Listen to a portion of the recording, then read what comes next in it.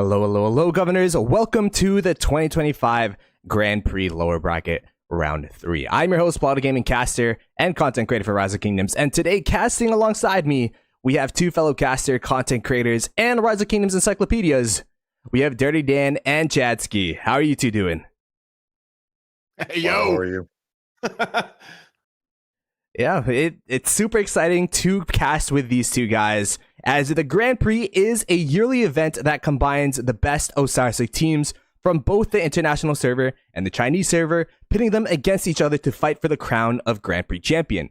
The game that we are casting today has two tournament favorites, the two Osiris League champions, finding themselves in a win or go home scenario.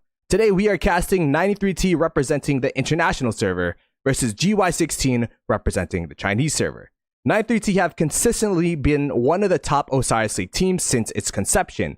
Last year in the Grand Prix, they were the last international team standing, making it all the way to the 5th round of the lower bracket.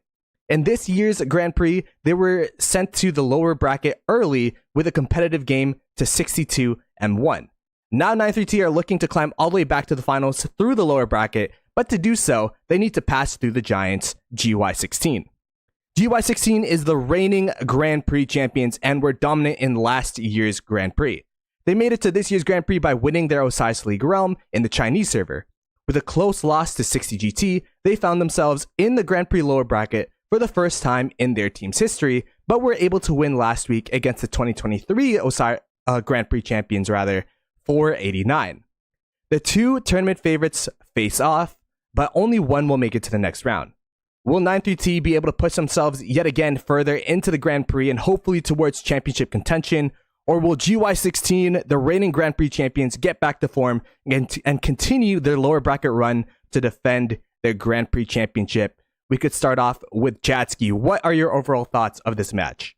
Well, it's going to be awesome. I mean, when you have two teams that have experience in Grand Prix, obviously these are two champions of Grand Prix, and being in these teams, we all know from the international server what 1093 is all about, what 93T does in Osiris League. And it's interesting because sometimes you get this in competitions where you have, two favorites end up getting beat and they got to go face each other essentially in the knockout rounds. And so one of these teams is not going to advance, which would be a massive surprise, I think, to everyone. And I think you got to give credit to 62M1. I mean, you guys faced them, Plauto, in 60 GT, and these guys beat 93T. They're kind of the odds-on favorite now as they haven't lost, but it should be super exciting. The timing works out. There's all kinds of different strategies. It's kind of a cat and mouse game.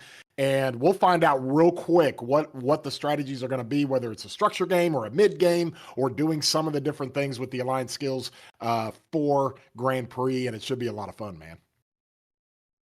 How about you, Dirty Dan? What are your thoughts on this matchup? Yeah, I think it's going to be, obviously, as Chasky said, a really interesting matchup as well. We're getting into the nitty gritty of this. We're just a few weeks out from getting into the final rounds, and just a few things that I'm going to be looking in here from casting some of the matches last week with Chiz, and we noticed 60 GT not using stocking up, and as we've kind of been progressing through these Grand Prix matches, we've seen teams opt to go for stocking up as opposed to energetic no longer being on the skill bar for some of these top tier teams. And from our notes here that we have, 93T and GY16 are both some of those teams. Another thing that I'm going to be looking forward to is in GY16's elimination match, or not elimination match, in their match that they had with 60 GT, they opted to go for more of a mid-focus game, and 60 GT went the occupation route, which is almost like a tale of two takes when you look at last Grand Prix, where GY16 kind of coined this occupation farm meta, which kind of led us into this next season, which gave us no mark, which is a skill that you kind of can use for the occupation game. So I'm going to be very curious and looking out for GY16 if they are going to be going for the mid-arc scoring approach that they took against 60 GT, or the approach that they took last week against 489, kind of balancing it out, going for a mid-arc, and then also doing a little bit of occupation. And of course, cannot forget the provisions for GY16 as well. Yeah, it is pretty insane the kind of duality of styles, right? From what I understand, stocking up is really good for the mid fights because you could overload in points where you could have like 11 points worth of skills, 12 points worth of skills with that stocking up. And then the energetic is kind of a flex where you can go more of a building route. You can go more of you could go mid as well, but you will have less skill points if your opponents use stocking up. Let us get into the game here. You could see that we have 93T in the top left corner, led by their leader Silent Flow. A lot of familiar names in this area here.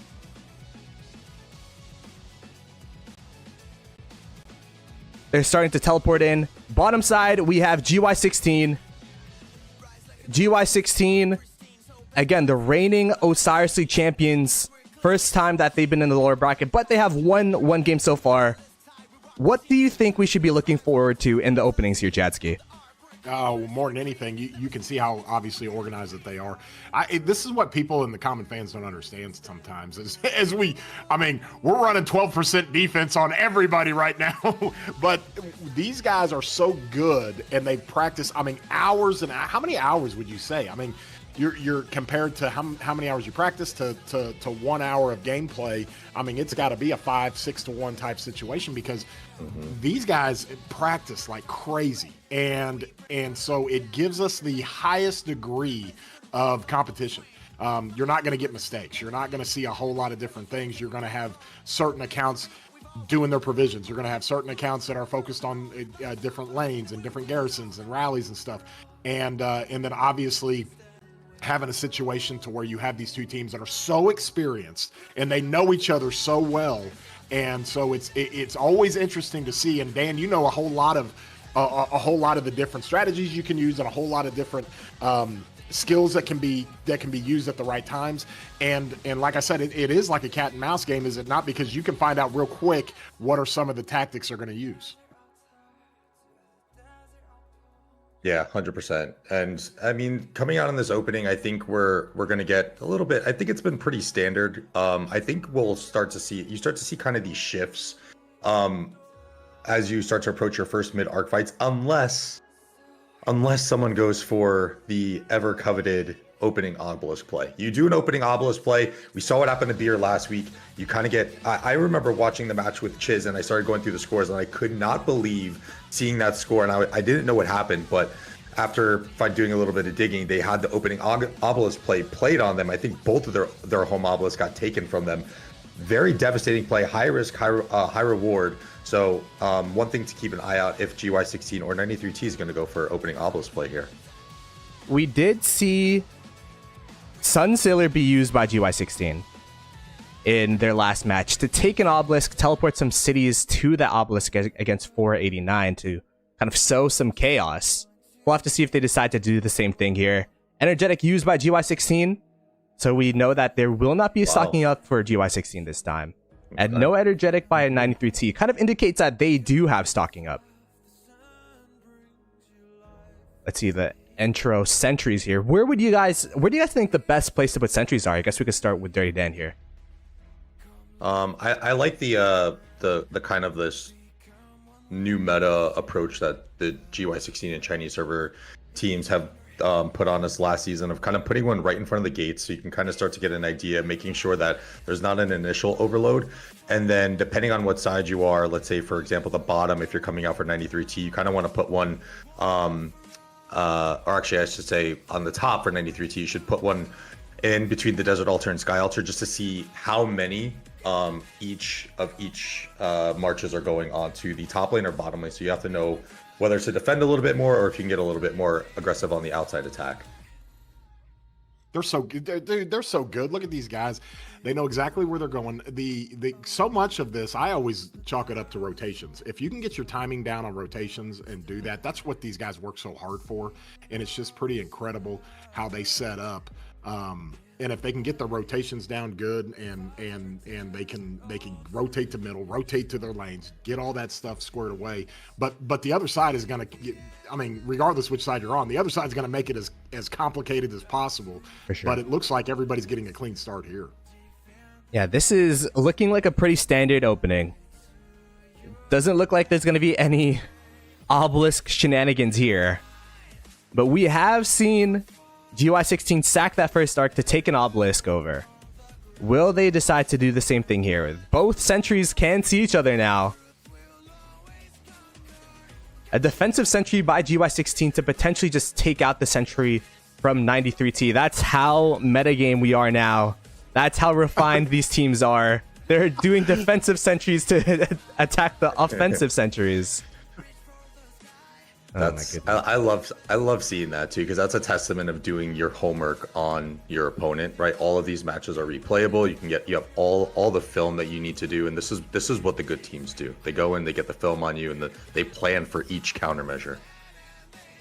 Now they are going into this blind. They saw a couple of the marches, but they don't know exactly how many marches are going to which lane. And as Chatsky said, this is all about the rotations.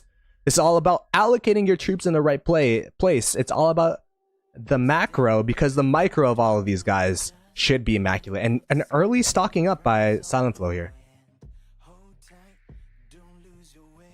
Well, that's two distinct strategies that they're using. Obviously, energetic from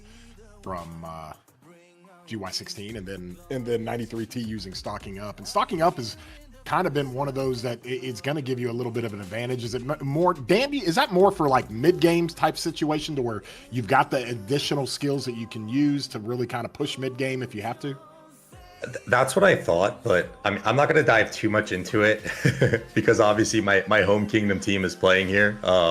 So I don't want to reveal too much, but I have gotten some insights, and there seems to be more to stocking up than just mid, which is why I think we've seen other teams as well. Like last week again, when me and Chiz are casting 60GT, we're like, what are they doing? Like they're not using energetic. They only had stocking up, so there is a little bit more intricacies to stocking up, and I think we're going to start to see it more and more. I am quite surprised that GY16 is not doing it in a year. Yeah, it is pretty interesting that there are these little intricacies. Dirty Dan has an inside scoop, so you can't give us too much. But I would assume that like perhaps you could get a skill early here for, I don't know, maybe a no mark early for these first occupations, to if you capture and bring in these provisioners early.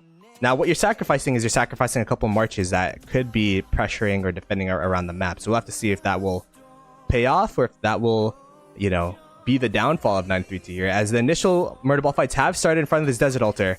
Master strategies, what is going on? Master strategies early onto the obelisk of 93T.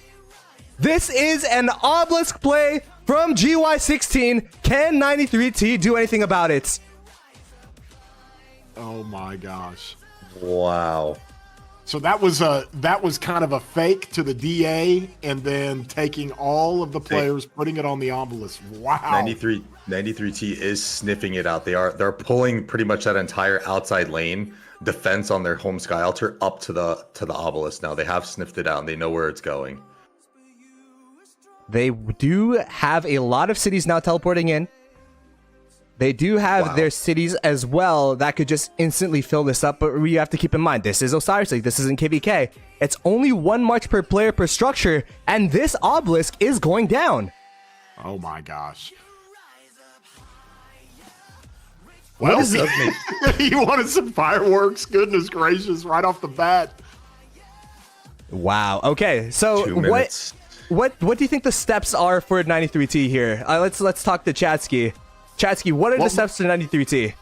More than anything, they've got to redirect. I mean, at this point, you don't want to lose the obelisk. It's 2 minutes is super critical right now. And if you end up losing the obelisk, it's going to completely mess up the game. I know that the strategy, it's funny because teams like this, it's not like a Hail Mary, but it kind of is. You're just throwing complete chaos. And so as Mike Tyson used to say, everybody's got a plan until you get punched in the mouth. And that's what it looks like happening right now. So both teams completely having to change their strategies. And damn, they might be able to keep this. Yeah, this is getting really close here. I mean, a minute to work for 93T, and yeah, I mean, there's a lot of GY16 presence here, and this is going to be extremely tough to get back from 93T here. They did do a good job in response, but GY16's, they almost got the house here for this whole bottom side. There were 30 marches that teleported in with master strategies with an attack buff. Now, it's going to be a battle of attrition. Will they be able to swarm down all of the marches in time, and then from there, swarm down the obelisk? But there is 48 seconds, and the thing is, it is a Heraclius. They have a garrison in there. It's not going to be... It's going to be pretty hard to swarm down in 40 seconds here. But I do like what they're doing. They're swarming down the open field because they know the open field could just reinforce the obelisk regardless. But now the question is, will they have enough time to swarm the obelisk? They have a 30-second timer here. It is razor sharp margins. I think they're going to opt to clear this field and then just block teleports. It looks like of how they're setting up. They're just going to block their own teleport spots. Is probably the play that you have to do, because you're not going to get the obelisk back in time here. Yep.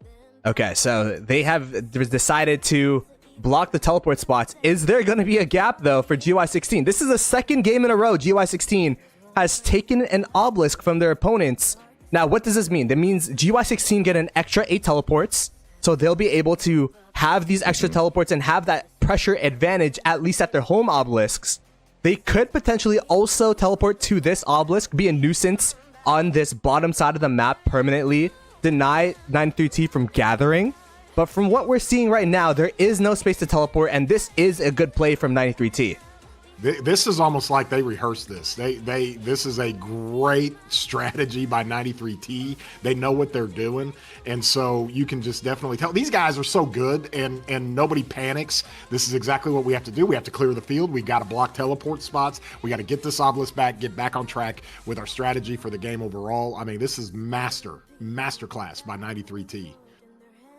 Yeah, this is as good as a response as you can do without actually recapturing your obelisk. They did get one city in the back here, and that city is going to be problematic for gatherers. That city is going to be problematic for the outposts, but overall, not game ending. I will say, though, GY16 has been busy on the rest of the map. Look at the bottom side of the map here. It is fully red, so now 93T is in the back foot in terms of pressure, but what they do have going in for them is that they will have a points advantage for a mid-fight if that were to happen in about 3 minutes here.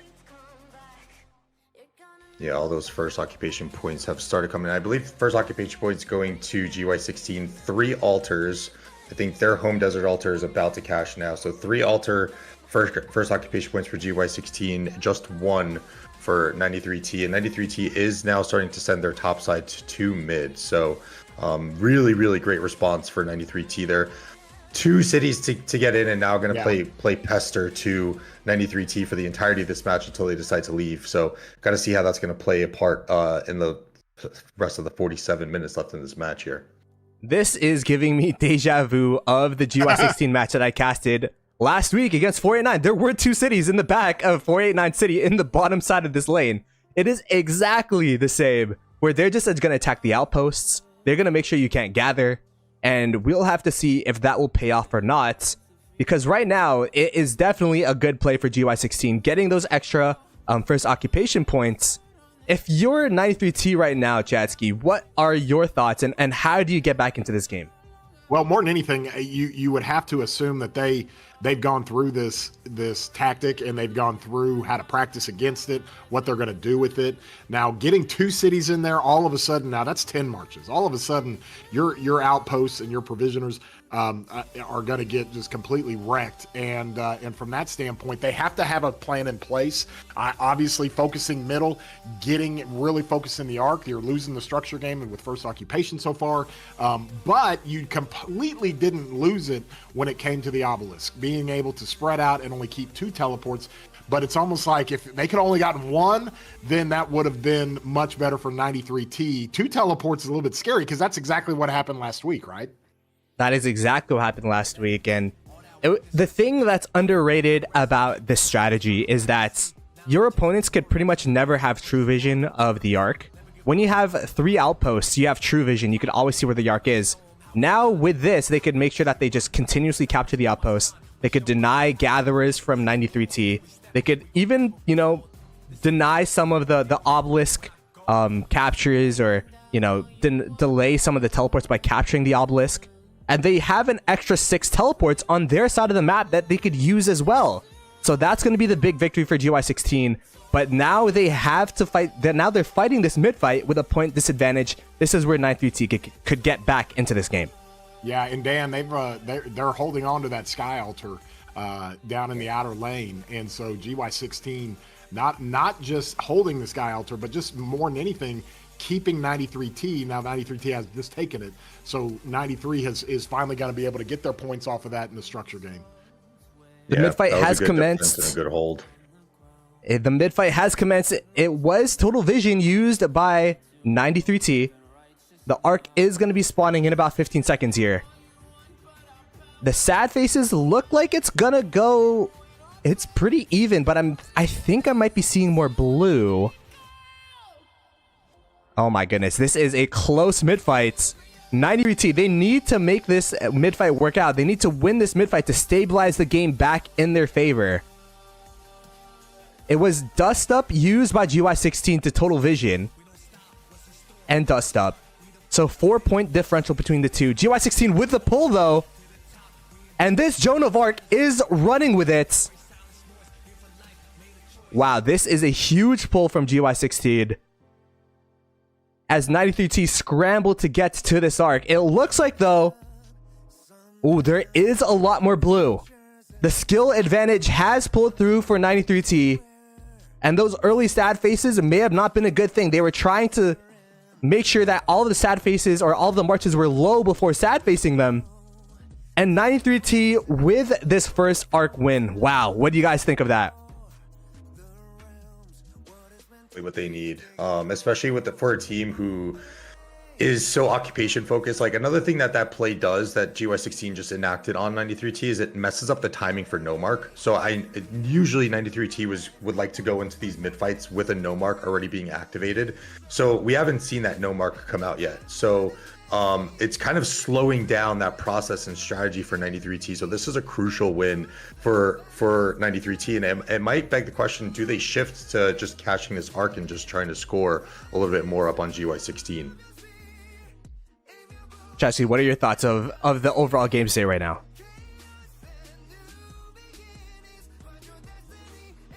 Hello?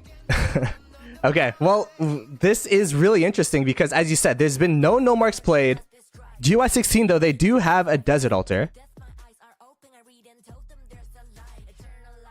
They do have a Desert Altar around. Yeah. They took 2. So it is going to be really interesting to see. The building game has gone GY16's way.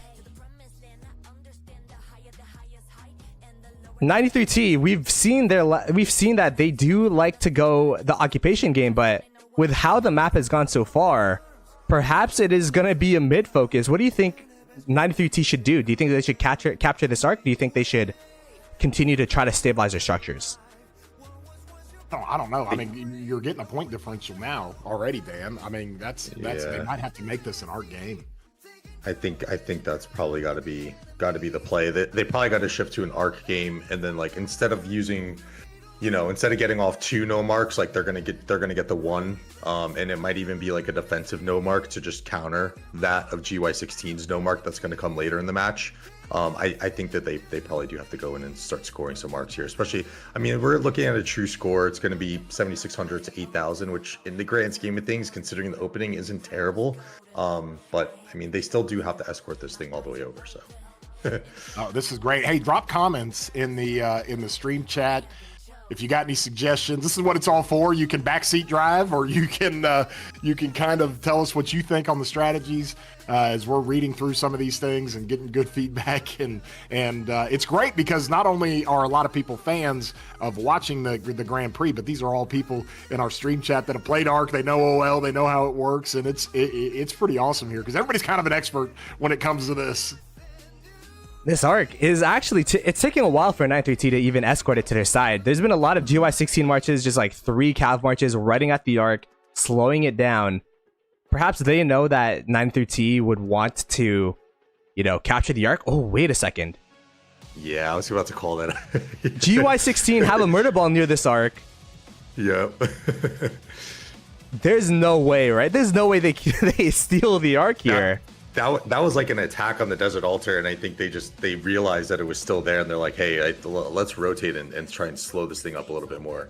I think they're not sending that. They're not sending the full house now. No, that's almost like a bait now. I mean, it's almost like trying to get all those marches out there. 93T, they did bring marches in between the murder ball as well as the Ark, so overall not a play there from GY16, but there is one march just, keeping it honest.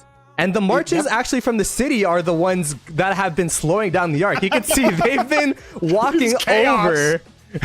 They've been walking over like a minute, 2-minute walk to the other side of the map just to, slow down this Ark of Osiris. And that's exactly what happens when you have cities on your side of the map that are your opponents. They just have a consistent pestering, a consistent amount of marches that could just go around and wreak havoc. Yeah, and Dan, you've seen so many of these things, and it's interesting because it almost feels like, GY16 they're on the front foot. They're the ones dictating. They're the ones making the moves that 93 is having to counter. It's almost like 93 just can't get a grasp on it. They get the mid fight one, they get the Ark, but then at the same time they're having to react to everything GY16 is doing. Yeah. I've always been a huge proponent of that. Growing up playing sports in life, or even just watching the good sports teams in the world, they're always the one who are dictating more questions onto their opponents, because when you get someone out of their flow state and out of their rhythm, and you start to pop up these questions and kind of force them to think a little bit, it starts to kind of mess with your mechanics a little bit. It starts to mess with some of the shot calls and whatnot. So I think it's a great call there that GY16 is definitely kind of on the front foot here in the driver's seat and really kind of posing more questions to 93T than 93T is to GY16. Yeah, Plato, honestly, that's part of the tactics. Some teams are really, really good at controlling chaos and being able to take advantage of being able to basically counter some of the chaos. But some teams, like Wither, they have a plan. They stick to the plan. They're really good at it. And if you can get them out of their plan, they don't know what to do. And they've got to really, sometimes they take too long to make decisions. Sometimes, some of the players aren't prepared to counteract some of the things. So if there is ever going to be a team that's prepared to be able to handle this, I would say 93T would be the team I'd bet on that could adjust. But we're going to find out real quick, because it is crazy, and they're keeping this DA now for a lot longer than I thought they would. The map is painted red right now. So if 93T want to make it back into this game, they got to make sure that they hold their structures first. They decide what to do with the Ark second. Because, right now, 93T are in the heavy back foot. They did capture the Ark. Okay, so that does answer the question. They are going to go for an Ark focus. They're down by about 1.8k, 1.9k now. And it's just going to continue to grow with their structures continuing to flip. As we were talking about, the chaos of GY16, that chaos that GY16 created on 93T's side is really paying off. They were able to slow down the Ark. They're able to take a lot of these structures. And one thing that I think is underrated is that GY16 have 6 teleports on their side of the map over 93T. And that might not sound like much, but that's an extra 30 marches that have less of a walk time. Perhaps that's one of the reasons why 93T is struggling with these structures. Yeah, I was actually just going to make that point real quick, Plato. GY16 has no one in starting zone right now. Meanwhile, 93T has 9 players or 8 players still in their starting zone. So this is going to make the occupation game extremely hard for 93T to kind of keep up with that. And then I did notice as well that 93T had used their second stocking up just a minute or two ago. All right, so second stocking up, they're definitely going to go for that mid fight. And as Chatsky was talking about, in the chaos, that's when individual player skill and individual player knowledge really shines, because your lane lead can't micromanage every single march. No, so you kind of know what to do. Exactly. You need to have the knowledge, Chatsky. And they got the experienced players, and you got to run through these people. So many times people get burned out from OL and Ark just because you got to practice so much.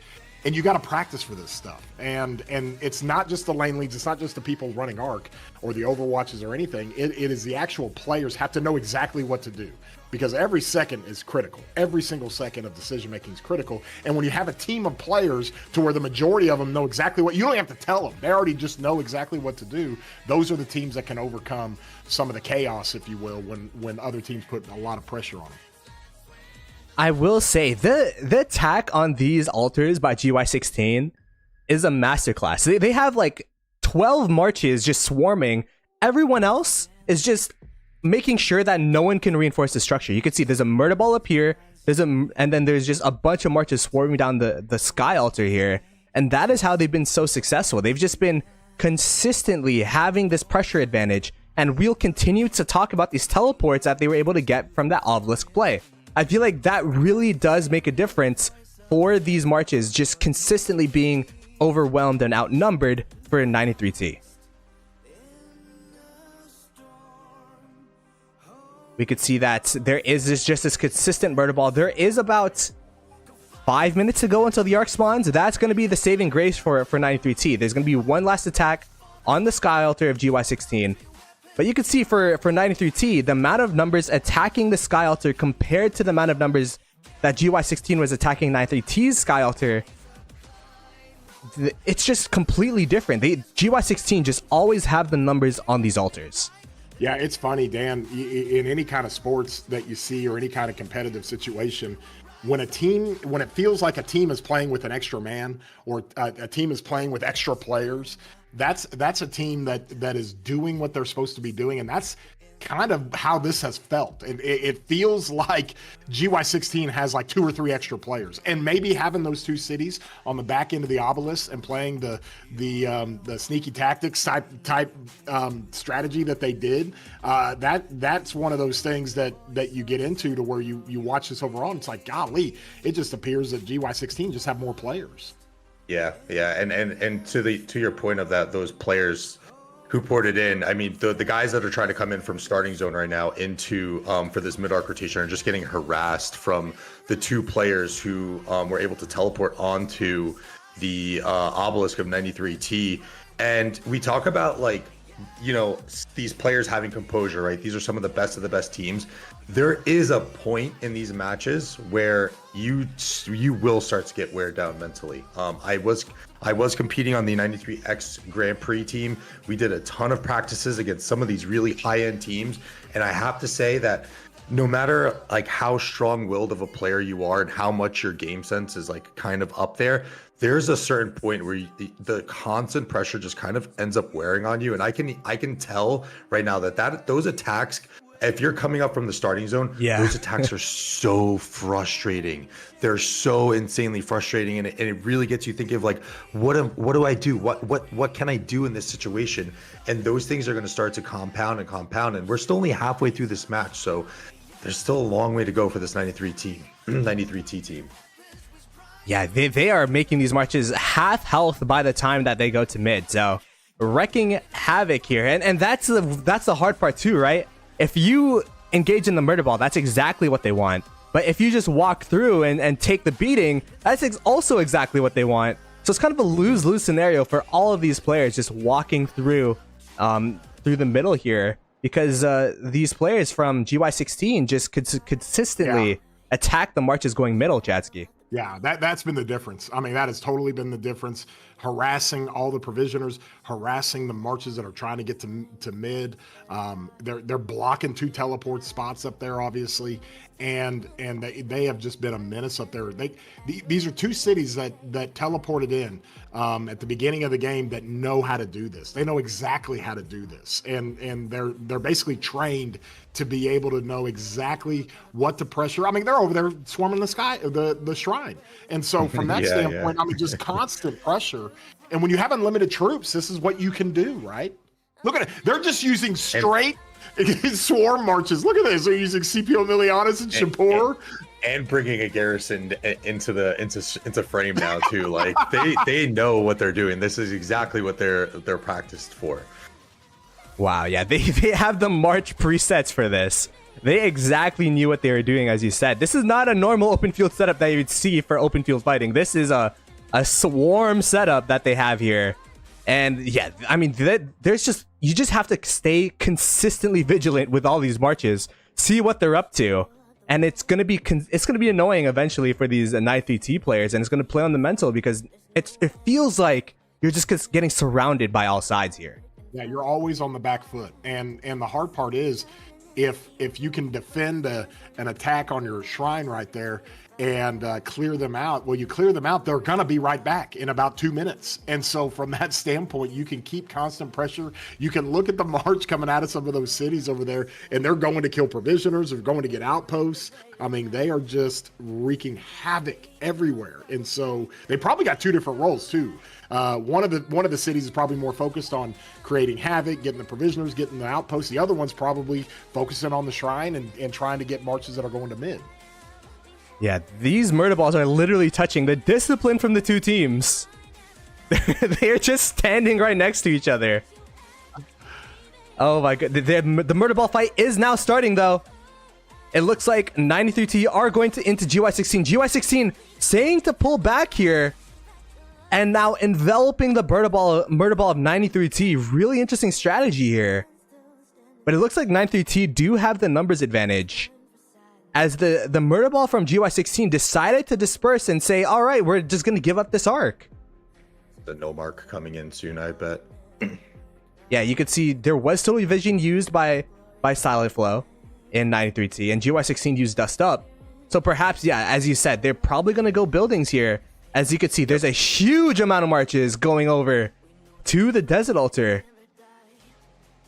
And now at some point it becomes a math game, because 93T have to decide, like, okay, do we get this arc back as soon as possible, try to make it a 4-arc match, and try to get as many points as possible, because they're going to lose the structure game. Yeah, especially with no mark ticking.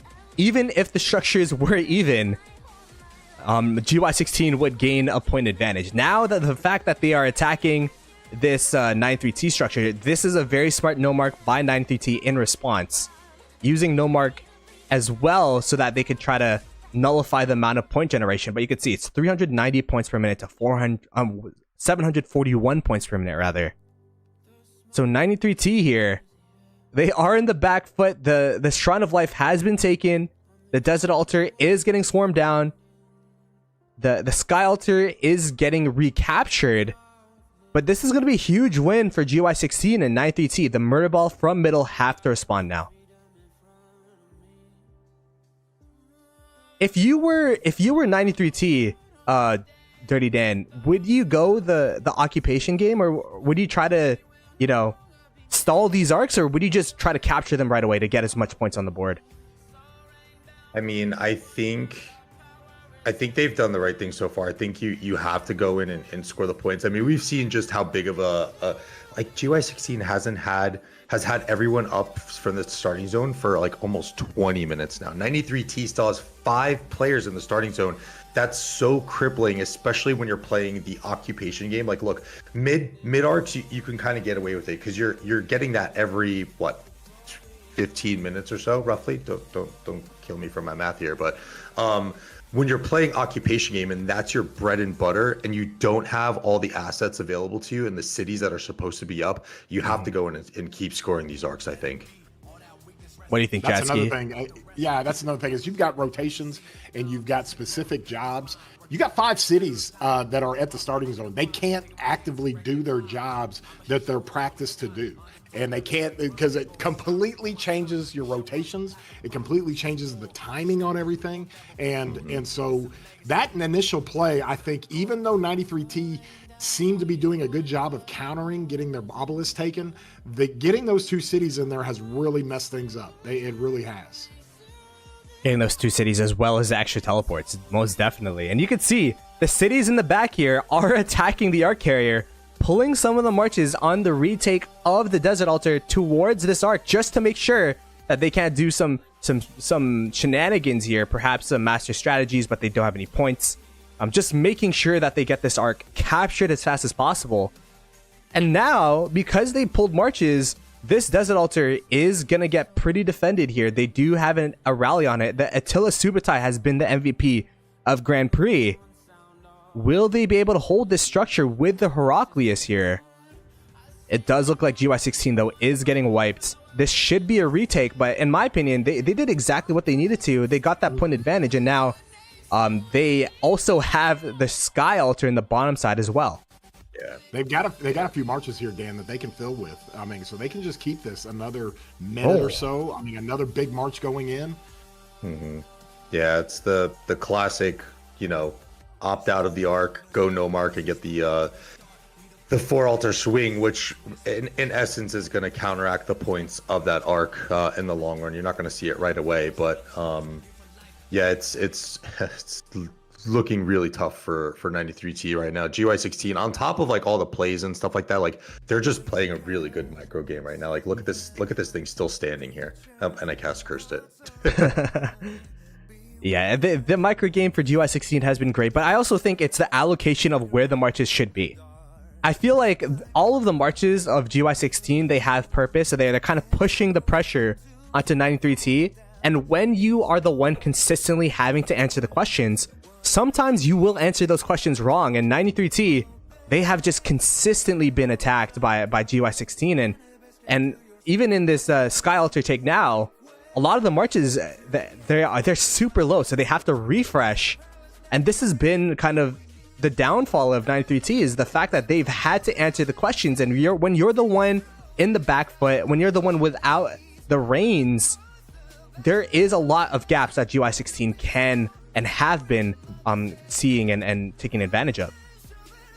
I will say just a quick call out here.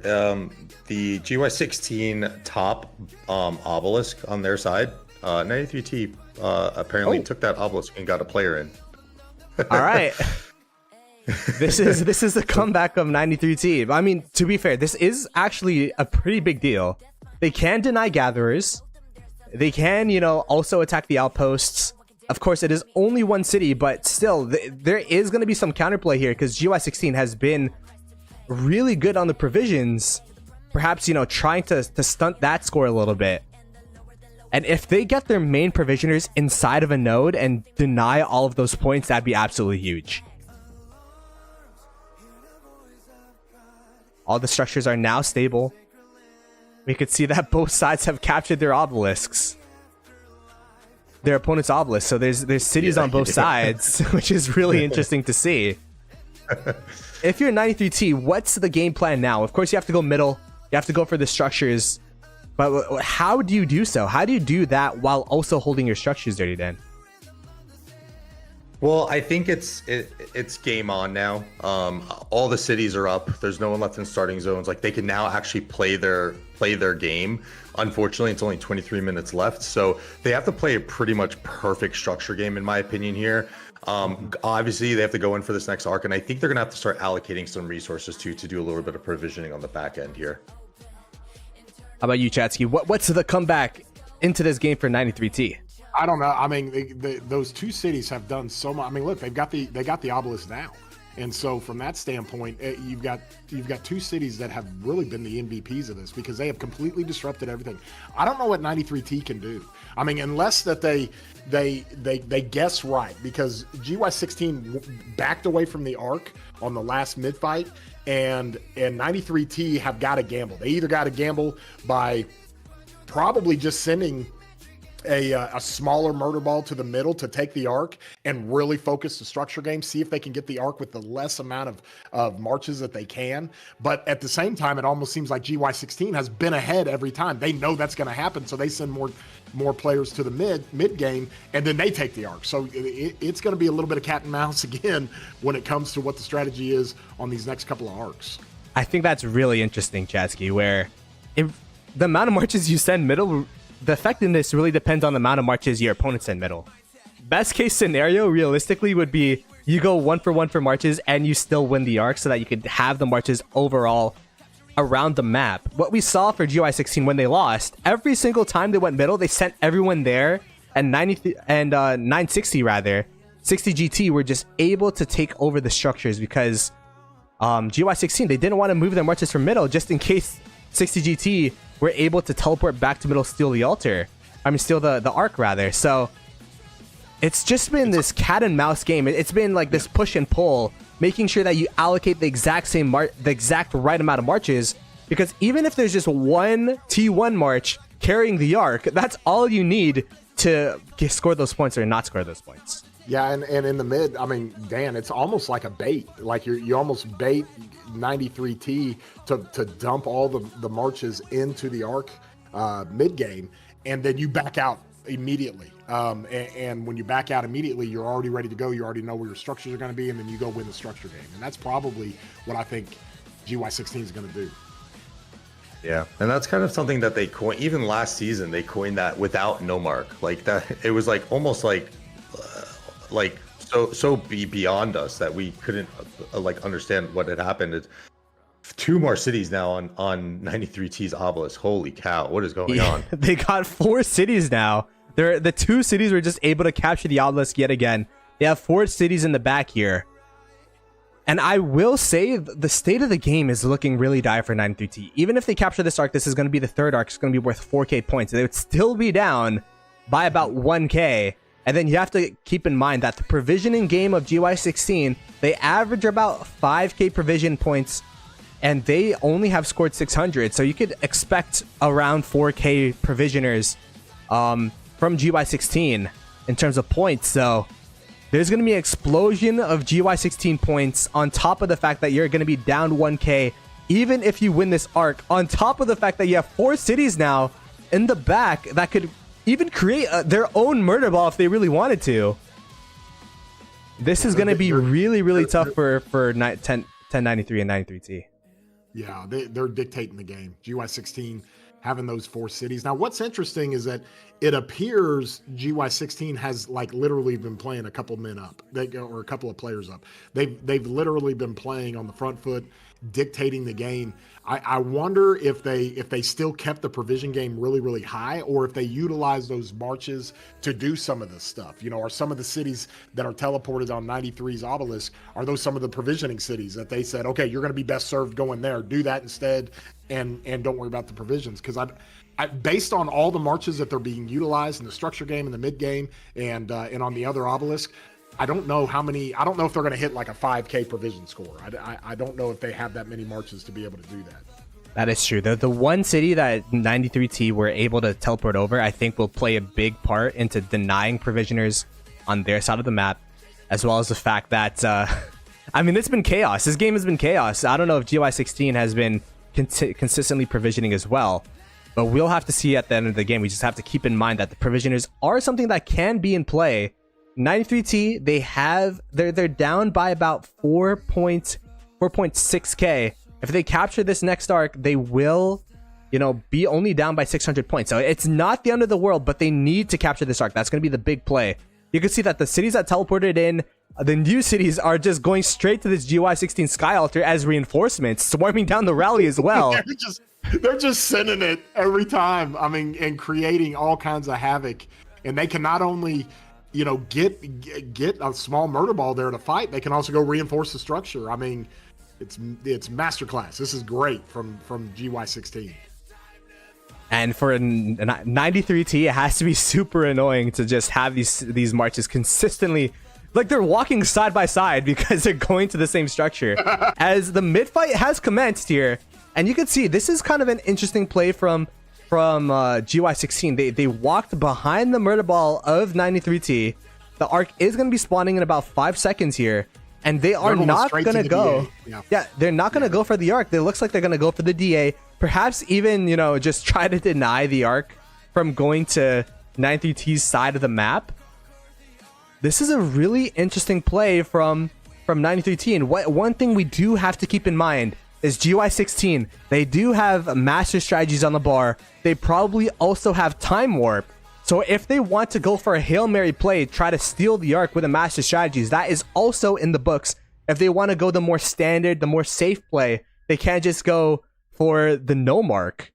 So there's a lot of different strategies that GY16 can employ here. Yeah, every second that they delay the arc is a favor to them with the structure game, and the points are getting down.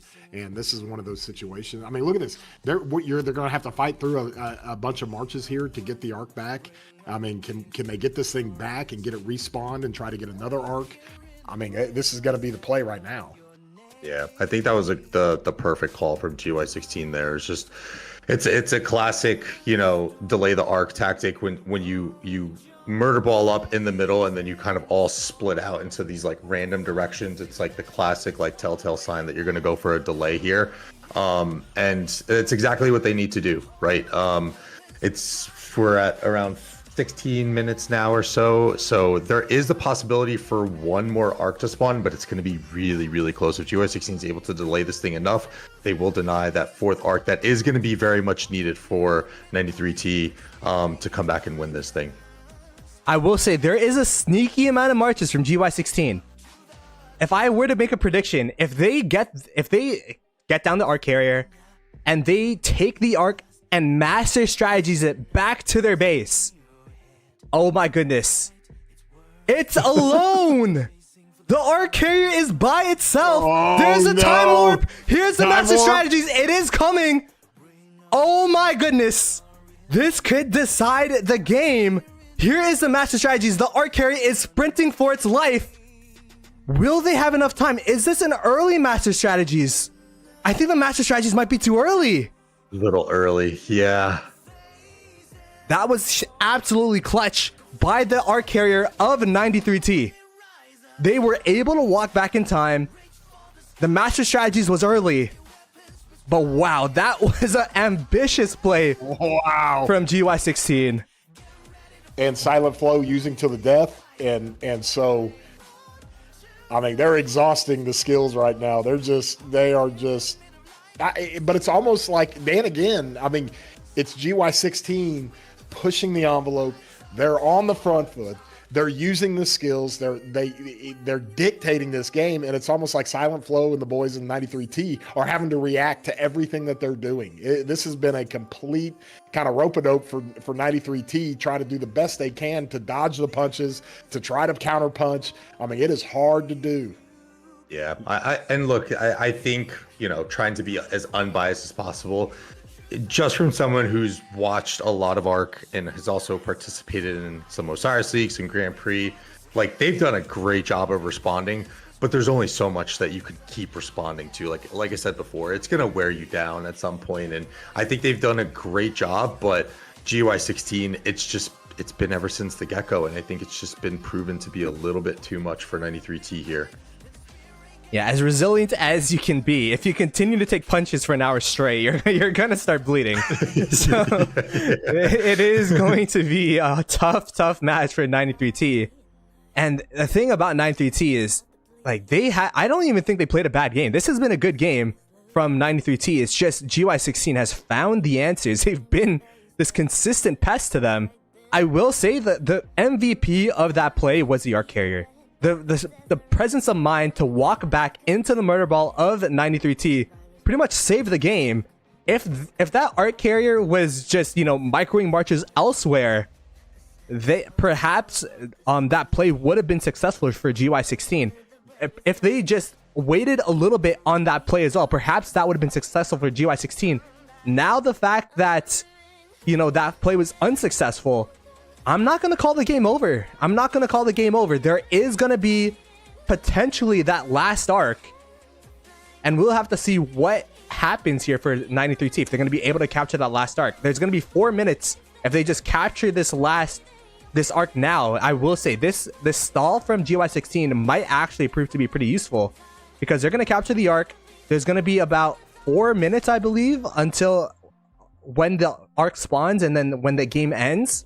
So there's going to be a little bit of leeway time for 93T to perhaps get that fourth and final coveted arc. CPO in the garrison, let's go.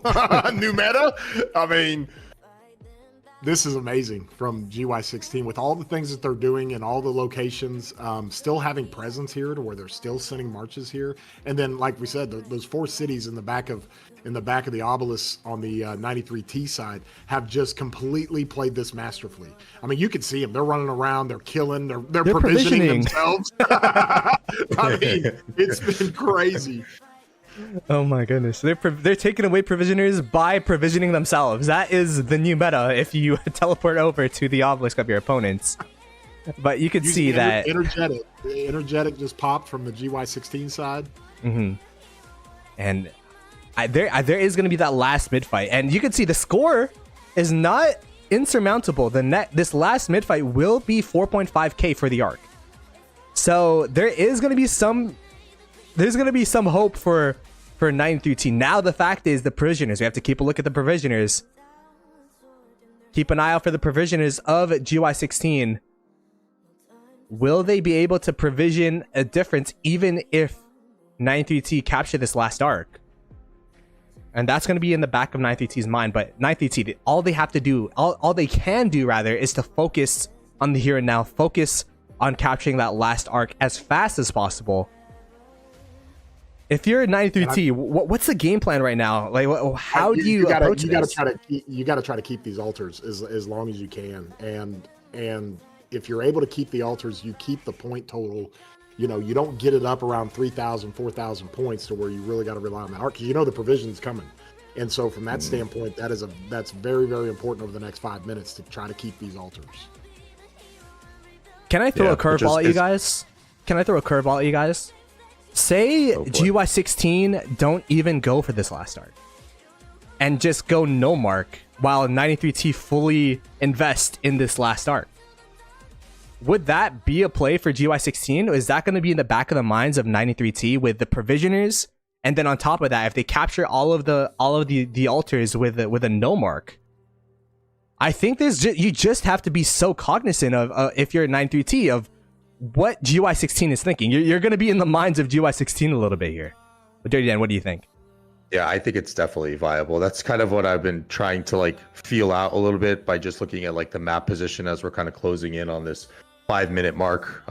Just like, what is GY16 doing? Are they showing their hands at all a little bit? But I think that's definitely viable. And honestly, I think like it in this situation where it's just like a straight up no show, like I think you can go for it. And then there's other plays that can happen on the back end, right? You can keep putting pressure on the altars and then rotate your guys mid and then stuff the arc there, snuff it out and just delay it the way they did the last time. So I think there's plenty of options for GY16 right now.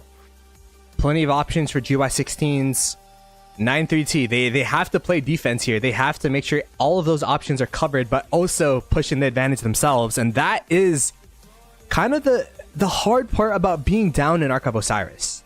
The fact that if you're down, your opponents have the option to just play and choose how they want to play the game. For 93T, they have to respond in kind while also pushing their own advantage. Because a trade of Ark for all the altars with no mark is going to be, I believe, it's still a GY16 win. You can see the rotations are now coming out from 93T. Chatsky, what do you think? 93T, yeah, that's what they're going to be doing. They know they got to take this arc. But at the same time, I mean, just look at it's mass chaos over here. I mean, just trying to get your murder balls where they need to be and trying to get. What are we doing? Are we defending the Sky Altar? I mean, and it appears GY16 is going heavy structure right now.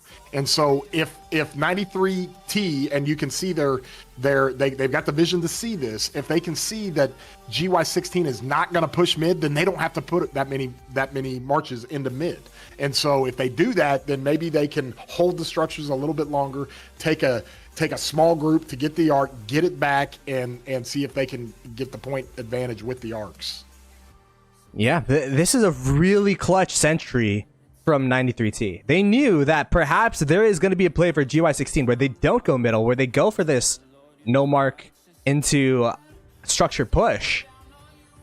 And to me, that's kind of what it's spelling out right now. There's literally no presence from GY16 in middle. There is still 3 minutes, 30 seconds, and GY16 just going straight for the Sky Altar and perhaps also the Desert Altar in kind. And I think 93T is playing it right. I mean, they basically have told this side of the map, you don't go to mid. You guys, we got to focus these structures, and then you can see it's a small group. That's good for 93T. They sniff that out, and it's a small group going to mid. Yeah, this is a huge play from 93T, perhaps a play that they need to get back into this game. And this is exactly what we're talking about. You need to have the vision. You need to know what exactly is happening around the map so that you can put the right amount of marches. Now, the question is this the right amount of marches for 93T? Will they be able to hold the Sky Altar for 7 minutes here, especially when this is the side where there's 4 cities in the back consistently sending reinforcements and also attacking your reinforcements on the way here? We'll have to see what 93T can do and what they could cook up with this Sky Altar defense. Sky Altar getting swarmed down. There is a rally on it. It is a QSH with Shapur here. So a full damage rally. They knew that they needed the damage to get this Sky Altar. And this Sky Altar is getting really, really low, Chadsky and Dan. Dan, what do you think right now of GY16? And do you think 933T have enough marches here? I think that's a good play by GY16 right now. That the show, as we were testing in our Grand Prix practices, the QSH Shapur, like anti-swarm on that thing, like as soon as you start getting near it, your marches start getting cooked from all of the AoE. So I think a really good play here to try and like chip down a lot of the reinforcements that are coming in and potential swarmers onto the rally from 93T. Really good play here from GY16. In the meanwhile, no mark was popped for GY16. So this is exactly what we were talking about earlier. The prediction of no mark being popped for GY16. But this is an absolutely huge hold from 93T. Kudos to 93T for not panicking, for sending the right amount of marches. They sent the exact right amount of marches for this play, and now you could see that a lot of marches are rotating out of middle, going towards the Desert Altar. Oh my goodness. Okay, the Desert Altar now is going to be attacked from GY16. Can 93T repeat their magic that they did in the Sky Altar for the Desert Altar? My initial reaction is no, because they don't have enough marches here right now, and the rest of the marches are pouring from middle, but I don't know if it'll be enough. Chatsky, what do you think? Do you think 93T will be able to hold this Desert Altar? Well, from what it looks like right now, GY16 didn't send anybody to the middle. And so you want to just have a small band of marches in the middle for 93T. They probably sent too many because now you're going to get outnumbered. And that's what it looks like here. And so if they can pile in and just reinforce as fast as they can, they can maybe keep this Sky Altar or the Desert Altar. They did a great job keeping the Sky Altar. So they got to go do this again. And at the same time, they got to go get this Ark and get it back as fast as possible. Both teams have no mark ticking, trying to get as many points as possible. This has been so far so good for 93T. Able to hold their structures for the most part, but the structure now is getting swarmed down by the Murder Ball. The Murder Ball was wiping the Murder Ball of 93T, going to the Desert Altar so that that Murder Ball could not reinforce. These marches are going to be so clutch. They need to get into this structure. The structure's holding. I mean, the whites that are getting kicked out are staying up, so the structure is holding. It is getting so low, but the clutch reinforcements from 93T, this could make or break their game realistically. Oh my goodness, what a clutch Desert Altar hold, but the Garrison's gone. The Garrison's gone. No. It is Arthur Garrison. Arthur Garrison, and it is down. Oh my goodness. That was such a good hold from 93T, except for the Garrison getting popped. And though Arthur is a great commander in the open field as a Garrison, it is not ideal. And that might be a big change in terms of the points gained. 559 points per minute to 702. And if they start generating points from this Desert Altar, it's going to grow even more so. Let's take a look at the Ark. The Ark has spawned. It is now going towards this bottom side of the map. I'm actually curious as to why they chose the bottom side when that is where the cities are. But perhaps just trying to go towards the Shrine of War, just trying to capture it as fast as possible. And now our eyes are going to be on this Ark. Will they be able to capture this Ark in 3 minutes? What are your predictions? We could start off with Dirty Dan. I'm going through it over here, but I'm losing it over here. Man, I mean, prediction-wise, I have to just straight up say it. I do hope 93T gets this. If they do or not, I don't know. GY16's played a pretty much flawless match in a lot of ways today. And we also have to worry about the provisions coming in on the back end. I just feel like there's a lot of variables up against 93T right now. So we got to see. Time's ticking. They got to move. You do also have to keep in mind, 93T did, this is their score with a majority of the provisions. They got 4.3k provisions. GY16, they still have not scored a majority of the provisions yet. And I think the provisioners are starting to come in now. Or is this just a point lead growing with that Desert Altar capture? The Desert Altar was captured back. The Ark is going to be going towards the Shrine of War. They are going to be able to capture this Ark, and 93T should be in the lead. It's going to be worth 4.5k. Wow, this game is actually moving. It is zooming to this Shrine of War. And even though GY16 has been up the whole game, the game is now in 93T's hands. They are in the lead by 600 points. And now provisions and the structures too. I mean, the structures, I mean, you take a structure away here, those points matter. Oh my lordy, this is all of this gameplay for an even game. Look at the point differential. It's like less than 100 points. It will come down to those provisions that we were referring to. And who would have thunk in such a crazy, action-packed, master strategy-ridden game, it would come down to the gatherers, the farmers, the plows. GY16 gather coming in. Let us see these gatherers come in. What do you guys think? Not looking good. Oh, look, they're waiting. They're waiting for the explosion to come at the same time. Look at this. They come. Oh, there you go. That's an extra 1k points. That's an extra 2k points. This player of GY16 MVP literally just won them the game with gathering. So in this case, calling someone a farmer is a compliment. 100%. 100%. That's one of those things that you get into where everybody is doing their job. Everybody is and honestly, the provisioners have had, other than this city back here, the provisioners have had pretty much free reign to get as much as they can. And so, yes, this is crazy. GG's. Oh my gosh. GY16 has taken the victory from 93T and are moving on into the lower brackets, and they will be versing. Oh my goodness, you guys want to know who they're going to be versing? Wait, Did let they me already pull it up. release it? They're going to be versing Beer. It's going to be GY16 versus Beer next week. But GG's to 93T. What a great game. What a great season from them. And 6.7k in provisioners ended up being that difference in this game. Final thoughts from you guys, starting off with Dirty Dan.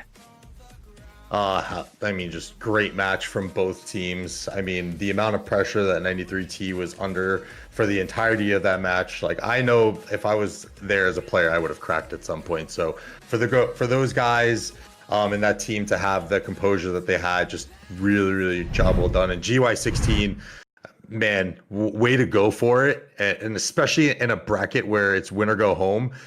Super, super impressive to kind of go for such a bold strategy there. Kudos to them and best of luck to them on the rest of this Grand Prix run. All right, let us go ahead.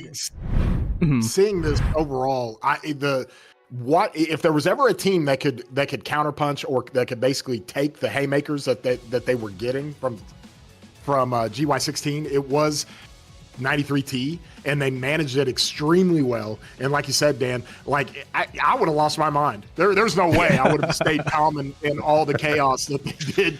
And so continuing to fight back, if you were going to bet on a team that could do that, it was 93T. They made it a crazy, insane game. I think getting those last two cities on that obelisk for GY16, the first two cities there from the rip were already a nuisance, and they were already hurting. But having those last two cities there, they're killing provisioners, they're causing chaos, and I think that is how GY16 were able to leverage that, and everybody also doing all of the jobs they were supposed to do, just played masterfully. So an insane game. This could have been the championship, really. I mean, these could have easily been the best two teams. So we could have seen this thing played at the highest level, even in the third round. So GG's to 93T. What a great run. They should be proud of themselves making it this far. I mean, to even make it this far, you have to win Osiris League, which you have to go through the whole Osiris League bracket. Then you have to fight the top of the top teams, the top 16 teams in the game. And to make it this far, kudos to them. Nothing but respect for 93T. GY16, they will be versing Beer tomorrow, I believe. They're going to be versing Beer tomorrow, which is tomorrow. Yep. Which is absolutely crazy. And then in the same way, we have 748W versus 2377. Let's check the score on that. It looks like 748W has won that match against 2377. So 748W will be playing 60 GT tomorrow as well. Oh, wow. So this is going to be a clash of the international servers in this top side, where it's going to be 748W versus 60GT. And then in the bottom side, it's going to be GY16 reigning Grand Prix champions versus Beer, which I've been told is one of the best teams in Osiris League. So we will have to see how that breaks down. You guys have any final notes for this Grand Prix cast? Not more than anything, incredible game. I love the double elimination brackets. I mean, it makes this thing a lot of fun. You got to fight through this stuff. 748 from the messages I'm getting, they kind of, I'm not going to say one-handedly, but they really did well against 2377. That'll be an interesting match for 60GT as they're going to face off tomorrow. So we're literally playing double headers in a weekend for some of these teams. That's awesome. It's a lot of fun, and everybody just needs to continue to stay tuned. Be sure to like and subscribe to this channel, the official Rise of Kingdoms channel, if you guys enjoyed the Osiris League gameplay. And our channels are also in the description. Plauto Gaming, Chatsky, and Dirty Dan. Be sure to subscribe, and we'll catch you guys next time.